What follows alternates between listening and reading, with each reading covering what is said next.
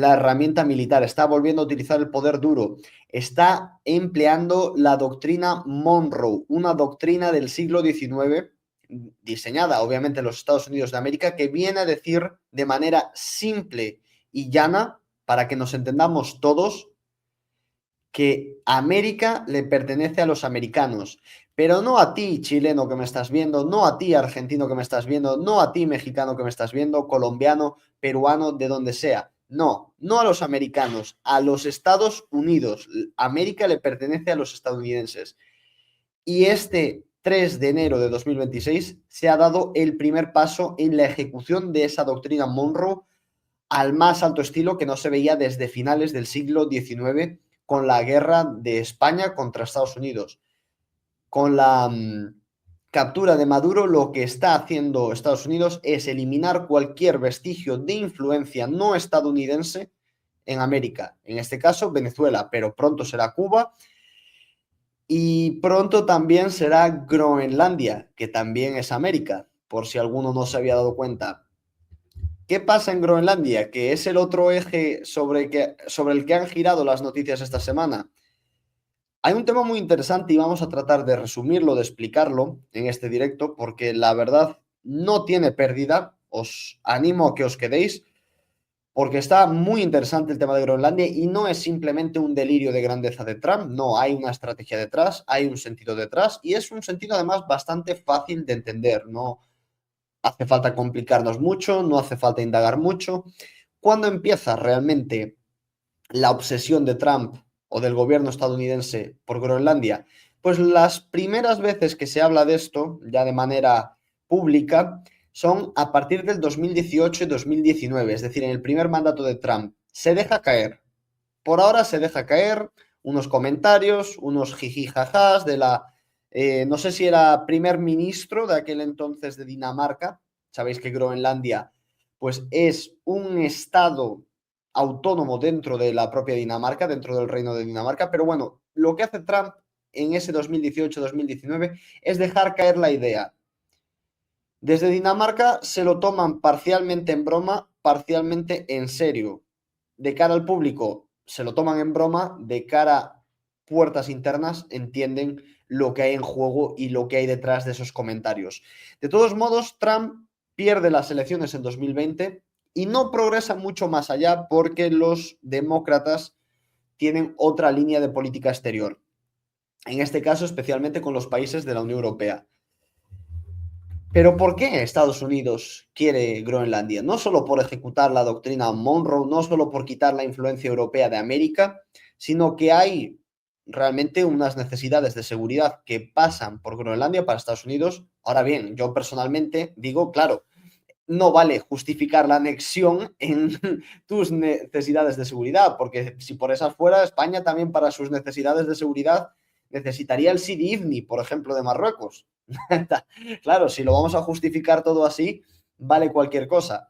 Pero bueno, sí es verdad que dentro de la estrategia de defensa de Estados Unidos y dentro de este marco de Guerra Fría 2.0 del que os hablaba al principio, hay 4 puntos, perdón, muy importantes por los que Estados Unidos ansía el control de Groenlandia. Primer punto y más importante, en mi opinión, el control del Ártico. Lo habéis oído bien. El Ártico, el Polo Norte, se está deshielando, o sea, ha habido un deshielo bastante evidente y con esto se abren nuevas rutas comerciales y nuevas rutas marítimas.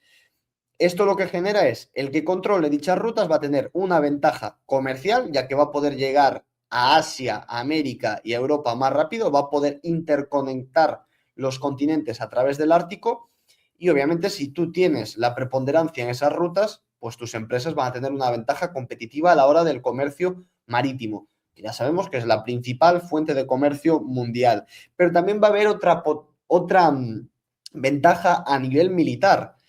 Y de igual manera, es el poder llegar más rápido a los lugares, el poder llegar más rápido, por ejemplo, a Estados Unidos le interesa mucho llegar antes a Asia, llegar con más capacidad a Asia, tener más rutas para llegar a Asia, porque ahí se juega también el futuro del mundo. Bueno, se juega el futuro del mundo en esa zona en específico, en el eje Asia-Pacífico. Entonces, Estados Unidos desbloquearía, por así decirlo, unas nuevas rutas que le aportarían velocidad y capacidad de proyección de fuerza. O sea que a nivel comercial y a nivel militar, el Ártico es muy importante, sobre todo en las rutas marítimas. ¿Qué más? La base militar de Thule, una base militar que ahora mismo mantiene Estados Unidos en la parte oeste, noroeste de Groenlandia. Esta base básicamente se compone de un radar de alerta temprana bastante potente que se integra como punto esencial en el escudo antimisiles de Estados Unidos. Ya sabemos que, obviamente hay un detalle matemático que es muy simple de entender y que creo que todos lo sabemos, pero lo recalco por si alguno no se había dado cuenta, y es que la Tierra, al ser esférica, no es una esfera perfecta, pero es una esfera, obviamente los misiles que naveguen por los polos van a recorrer menos distancia, ya que obviamente en el ecuador pues la Tierra es más ancha. Entonces, misiles ICBM, misiles intercontinentales balísticos que sean disparados desde Rusia o desde China van a viajar a través del Ártico, a través del Polo Norte.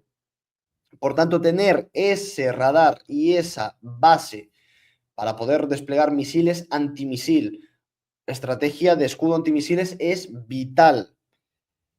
Y también permite tener un puesto avanzado de vigilancia sobre lo que hace Rusia en el Ártico, que luego comentaremos, que es el principal dominante de ese mar ahora mismo.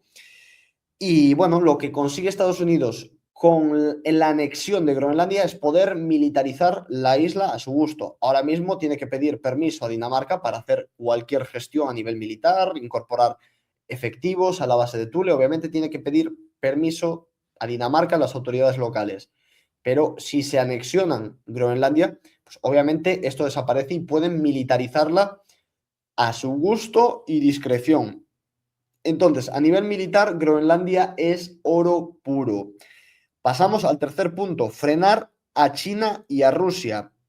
China ha estado intentando invertir estos últimos años en puertos, aeropuertos, infraestructura va en general en Groenlandia y también muy importante en minería. ¿Vale? Porque estudia o calcula China que puede haber tierras raras. No serían depósitos muy grandes, después hablaremos de esto más en profundidad, pero bueno, tampoco os penséis que la principal cuestión son las tierras raras dentro de Groenlandia, no. Están los dos factores que he colocado antes. Ahora bien, Rusia tiene la principal flota de rompehielos del mundo, la flota más grande, va avanzado en ese aspecto y además domina sin ningún tipo de duda la carrera por el Ártico. Entonces, hay que tener claro una cosa. Groenlandia gobierna dentro del Estado local, dentro del Estado autónomo de Groenlandia, gobiernan los partidos independentistas. ¿Esto qué quiere decir? Que se quieren separar de Dinamarca. Una vez Groenlandia se independice, que parece que podría ser algo que pase de aquí a 10 años, vamos a suponer que Estados Unidos no tiene ningún interés en Groenlandia. Groenlandia sigue su agenda independentista, hace un referéndum, gana la independencia y se convierte efectivamente en un país independiente. Ese país independiente sería automáticamente expulsado de la Unión Europea por los convenios que existen actualmente y quedaría muy, digámoslo así, como un caramelo muy apetecible para Rusia y para China. Es decir, al final se quedan sin aliados económicos principales y queda ahí un espacio vacío económico que puede ser llenado con la influencia china o rusa, si Estados Unidos no interviene y si se independizan. Estamos hablando de un país hipotético que serían 60.000 habitantes. O sea, es un país que tiene poco margen de maniobra geopolítico, por decirlo de alguna manera. Entonces, con esto lo que se trata de mantener, obviamente, es adelantarse a esos hechos, adelantarse a esos acontecimientos, a una hipotética independencia, a una hipotética expulsión de la Unión Europea que deje a Groenlandia un poco marginalizada y se tenga que apoyar en China y Rusia, pues esto lo que se pretende es adelantarse a eso y expulsar a los chinos y a los rusos antes de entrar siquiera a Groenlandia, ya sea pues eso, construyendo infraestructura, invirtiendo en el país y con el tiempo, quién sabe, si añadiendo alguna base militar, pues esto es lo que quiere evitar Estados Unidos, de China y de Rusia. Y luego pasamos al último punto, que es el tema, como siempre, de los recursos naturales. Bien, tenemos que hablar varias cosas. A día de hoy casi no hay explotación en Groenlandia de recursos naturales. Hay apenas una o dos minas en el país. No sé, una sé que está operativa, la otra no sé, no he encontrado información de si está operativa o no, pero cualquiera se hace a la idea de que habiendo dos minas en un territorio de 2 millones de kilómetros cuadrados, pues quizás los recursos no sean lo más apetecible del país. Pero bueno, de todos modos, hay estudios que avalan que en el país hay importantes depósitos de tierras raras. Importantes, vamos a ver, tampoco son los mayores depósitos encontrados de tierras raras o probados o estudiados. Por supuesto que no, pero bueno, es un plus. Estados Unidos, todo lo que sea ganar un plus para hacerle competencia a China en ese aspecto, que ellos llevan ventaja en el procesamiento y en el elaborado, bueno, en el elaborado, no, perdón, en el procesamiento y la obtención de tierras raras llevan ventaja, por tanto, esto sería un pequeño plus que le viene bien a Estados Unidos.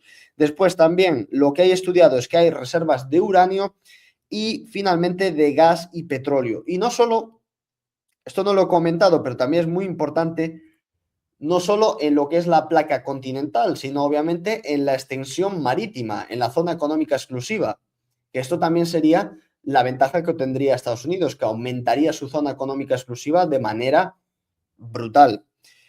Y después, finalmente, yo lo he incluido porque Donald Trump, pues ya sabemos que tiene muchas conexiones con el sector turístico y con los bienes raíces. Hay algo de potencial en el sector turístico, pero tampoco es un sector turístico que vaya a florecer de sobremanera. O sea, no es para nada ni de las 10 cosas más importantes, pero bueno, ahí puede haber un dinero especialmente para Trump, porque ya sabéis, bueno, pues que Trump eso mantiene conexiones muy amplias y negocios dentro del sector turístico.